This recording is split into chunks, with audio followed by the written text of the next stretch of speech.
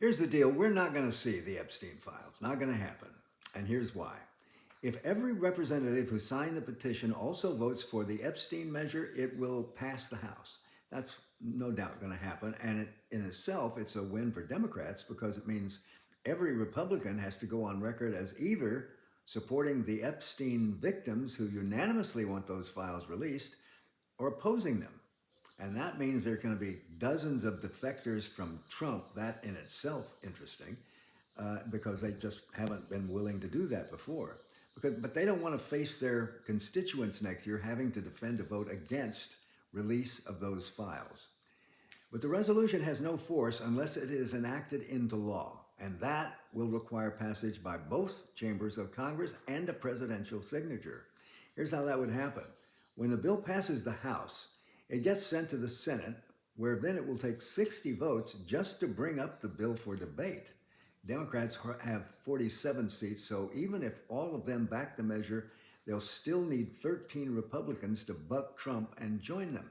And then, if the bill passes the Senate, it gets sent to the president's desk. He is all but certain to veto it. It would take 2/3 of the Senate to override that veto. But if all that were to happen, the only way to compel cooperation for enforcement would be for the House to hold the Attorney General in contempt of Congress for failing to comply. What do you think is the likelihood of all that happening? Right. If you, like me, thought all this talk about releasing the Epstein files would result in actually seeing the Epstein files, well, surely we jested. Not going to happen.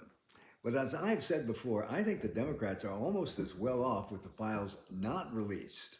It's a potent campaign issue. The Epstein files, which Trump and his FBI director and attorney general had all called for release, are now so potentially damaging to Trump that he would rather take the hit than having them released.